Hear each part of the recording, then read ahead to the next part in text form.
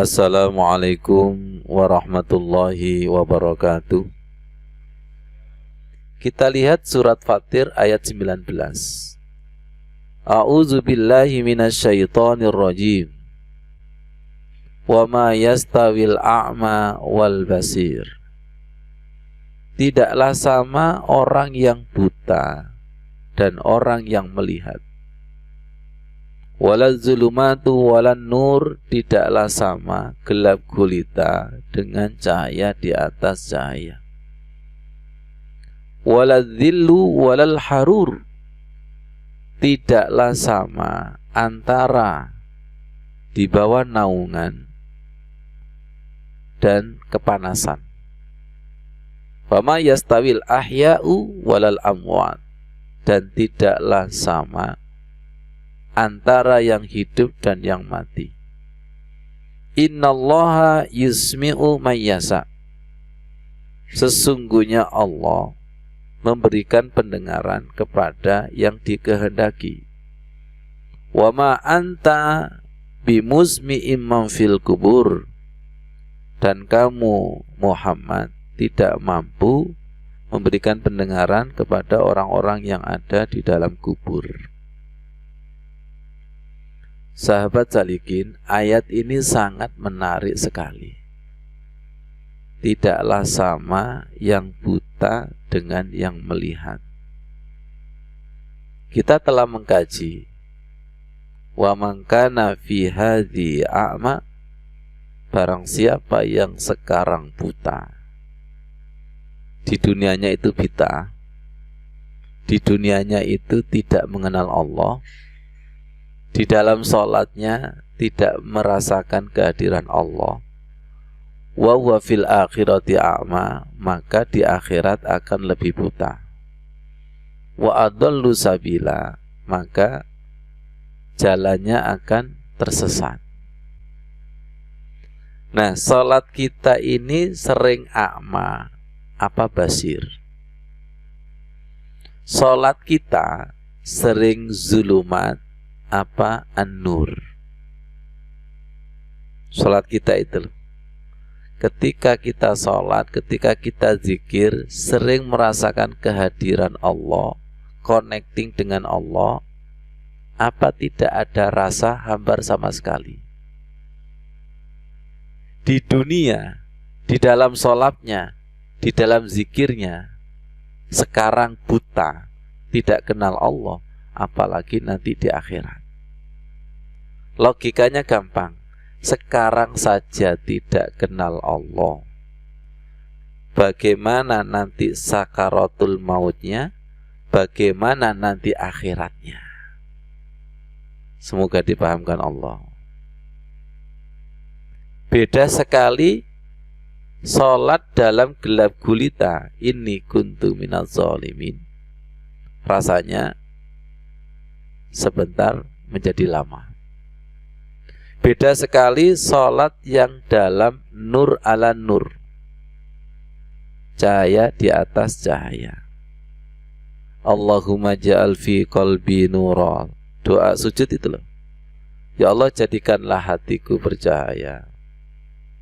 Allahumma ja'al fi qalbi nura, wa fi lisani nura, wa ja'al fi sam'i nura, wa ja'al fi basari nura. Jadikanlah hatiku percaya, lisanku percaya, telingaku percaya, mataku percaya, dan seterusnya. Sholat yang bercahaya dengan sholat yang masih gelap gulita, la yastawi. Apa? Tidak sama. Kata simpelnya adalah tidak sama khusyuk dan tidak khusyuk. Tidak sama sholat dalam kebutaan dengan sholat yang hatinya itu sudah melihat. Lihat saya, tidak sama orang yang sholatnya itu sudah dapat naungan, la zilla illa zillu. Mbak Yuni, ya, ini doa membasuh kepala, la zilla illa zillu. Ya Allah, tolong naungi kami pada hari akhirat yang ketika itu tidak ada naungan kecuali naungan-Mu. Khusyuk itu ibaratnya mendapatkan naungan. Sering saya ibaratkan khusyuk itu duduk di bawah pohon yang rindang. Sedangkan yang tidak khusyuk itu di padang pasir. Panjenengan lihat nggak cacing yang kepanasan? Sholat kita itu sering seperti cacing yang kepanasan. Sholat datangnya terpaksa, imamnya bacanya panjang. Al-Kausar itu rasanya Al-Baqarah itu. Di dalam kitab Al-Khusyuk fi Shalah diibaratkan seperti berdiri di atas bara api. Kepanasan. Sedangkan sholat yang khusyuk itu seperti dinaungi. Semuanya panas tapi dia mendapatkan naungan. Adem, anteng, tentram. La zilla illa zillu. Tidak sama. Zillu itu bisa diartikan juga bardan, dingin. Dingin itu. Seperti kita masuk dalam ruangan AC, yang tidak khusyuk masuk dalam ruangan sumuk. Kalau ruangan AC tidak mau keluar, tapi kalau ruangan sumuk maunya keluar. Jadi sholat kita ini AC apa sumuk? Coba itu. Wa ma yastawil ahya walal amwat, dan tidaklah sama antara yang hidup dan mati. Tidaklah sama hati yang sudah hidup dengan hati yang masih mati. Kata Syekh Ibnu Qayyim sama Syekh Ibnu Taimiyah dikatakan, man lahu qalbun hayyun, barang siapa yang memiliki hati yang hidup, yashhadu hada, mampu menyaksikan apa yang ada di sini, wa ya'rifu dzauqahu, dan mengenali rasanya.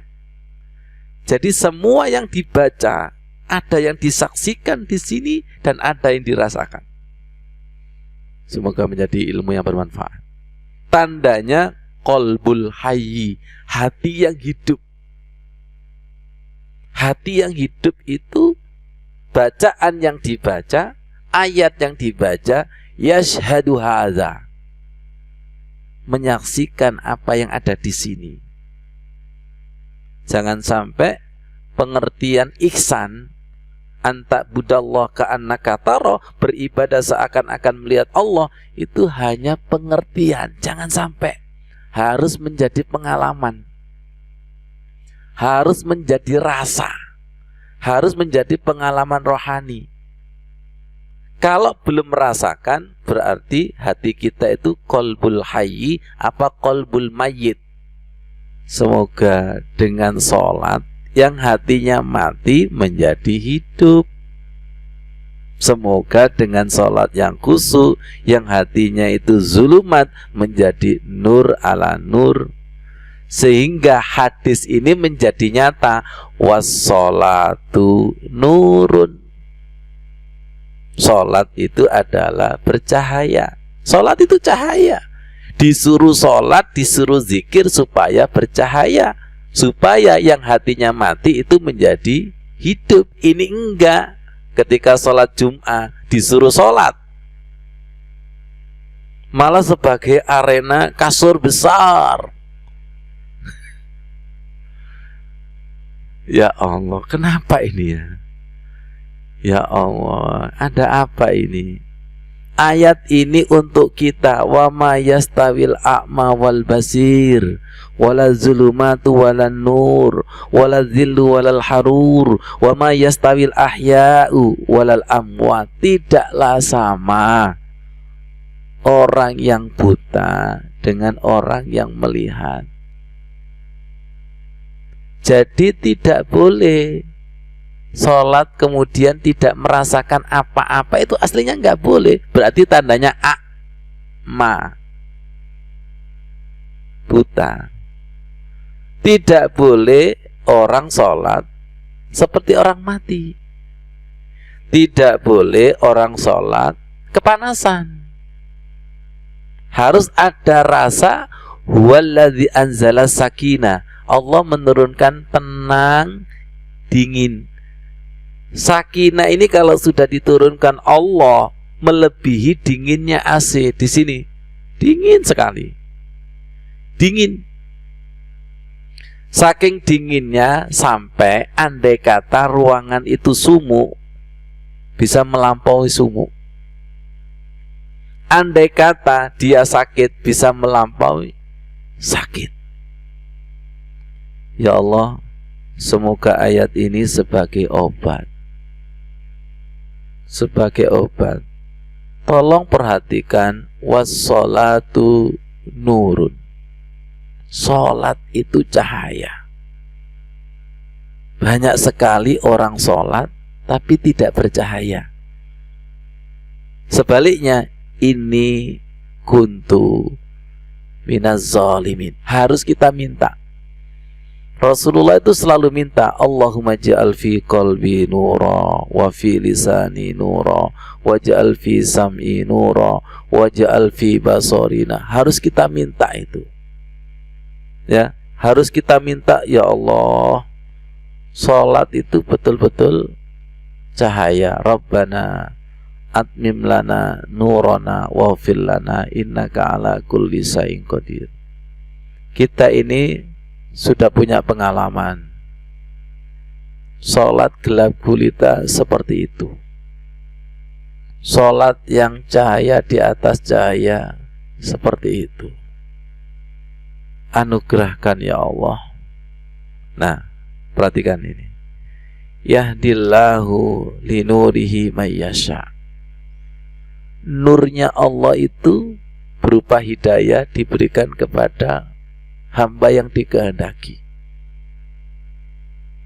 Banyak yang nggak tahu bahwa ketika ihdinas sirata, berikan hidayah, hidayahnya Allah itu berupa cahaya. Orang hanya minta hidayah, minta petunjuk. Hidayah, petunjuk itu berupa cahaya. Yahdillahu linurihi mayyasha. Hidayah Allah, petunjuk Allah itu berupa cahaya. Dan cahaya itu kalau masuk ke dalam dada, di dalam hadis Rasulullah, idza dakhalan nuru qalba insaraha wan fasaha. Cahaya itu kalau masuk ke dalam hati, tandanya dadanya itu lapang dan lega. Insaraha wan fasaha. Ada kelegaan. Plong, dingin, nanti itu loh, basir, nur, zil, ahya. Makanya kalau kita sering mendapatkan cahaya, kita kumpulkan. Kemarin saya berangkat ngajar itu, kemudian plang kereta itu tutup. Saya lihat kereta berjalan, gerbong kereta itu, terutama mesin di depan. Mesin di depan itu harus berat dan punya kekuatan agar bisa nggeret gerbong. Saya mikir, oh iya, cahaya saya harus besar seperti ini. Ini kalau misalnya Pak Ghafur kerupuk geret besi ngono ya apa ya? Semoga dipahamkan Allah.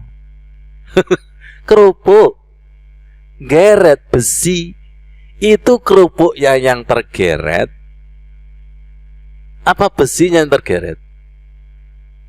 Ini tugas ustadz, kiai itu harus besar powernya. Makanya di dalam doa sujud pasti diakhiri wa'azim li nuro, agungkanlah aku itu dengan cahaya ya Allah. Seperti ini ya Allah. Harus minta kepada Allah. Semoga dipahamkan. Ketika panjenengan itu duduk di antara dua sujud, pada kata wahdini, ya Allah berikanlah hidayah. Jangan hanya itu, sinar dan menyinari. Wahdini, sinar dan menyinari.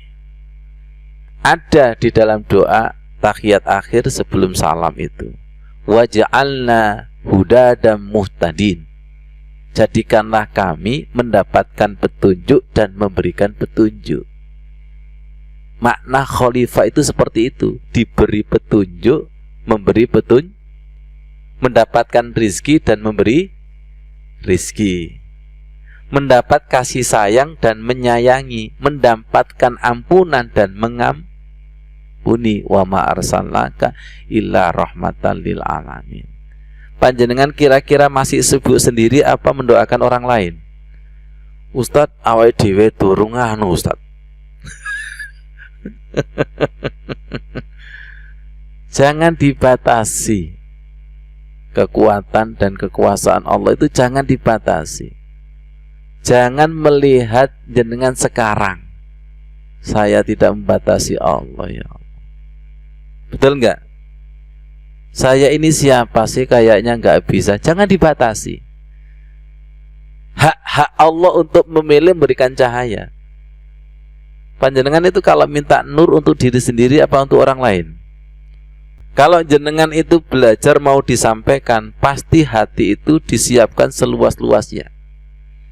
Ya Allah, jadikanlah saya ini mendapatkan hidayah dan memberikan hidayah. Karena kita pasti mati. Fisik boleh mati, tapi cahaya tidak pernah mati kalau kita wariskan. Kalau kita wariskan, itu tidak akan pernah mati. Makanya jangan egois. Jangan hanya berpikir kepada diri sendiri. Sebarkan seluas-luasnya. Minimal gerbong keluarga ada enggak? Iya. Terus keluarga kita kalau kita tidak sinari dari mana? Wongku anfusakum wa ahlikum naro. Jagalah dirimu sendiri dan keluargamu. Maaf. Nah, keluarga kita ini sering kita kasih energi nur apa nar? Seharusnya setelah sholat itu kan menyebarkan nur. Assalamualaikum warahmatullahi wabarakatuh. Saya sebarkan seluas-luasnya. Sebarkan seluas-luasnya. Pelan-pelan. Salam kita itu sering energinya nur apa nar? Hah? Padahal salam itu maknanya damai, rahmat, berkah. Assalamualaikum warahmatullahi wabarakatuh. Kalau kita berpikir doa dan menyebarkan, pasti hati-hati. Assalamualaikum warahmatullahi wabarakatuh. Diam sejenak. Ya Allah, saya sebarkan. Jenengan itu kan kalau salam kan nunggu ada orangnya. Ya. Ada siapa di sini itu? Ya kalau sholat jamaah Pak Memen ya samping kanan kiri kan. Walaupun sholat sendiri ada siapa? Sebarkan itu. Karena salam itu menembus ruang dan waktu. Nah, karena kesadaran kita itu baru kesadaran kasat mata. Kesadarannya itu harus menembus ruang dan waktu. Assalamualaikum warahmatullahi wabarakatuh. Ini nanti kita bawa di dalam keseharian. Akhirnya apa? Aurah kita itu damai. Assalam. La yanfa'u malu wala banun illa man atallaha biqalbin salim. Nah, ini kalau terjaga nurnya, orang dekat dengan kita rasanya damai. Ibu-ibu dengarkan. Bukan sebaliknya, orang dekat kita seprone ya, aku curhat kon mulai nar ditularkan. Mulai itu nar ditularkan. Terus kamu tadi ketika sholat ngapain kalau gak curhat kepada yang maha punya nur? Ya Allah, hati-hati. Di tengah masyarakat itu orang itu luar biasa. Dan pasti insya Allah kita akan dibutuhkan dicari oleh manusia kalau kita itu memperbesar nur ala nur. Perbesar setiap sholat kita itu perbesar, nur ala nur kita itu perbesar. Dan semuanya pasti sudah punya komitmen di hadapan Allah, inni ja'ilun fil ardi khalifah, sesuai dengan makomnya.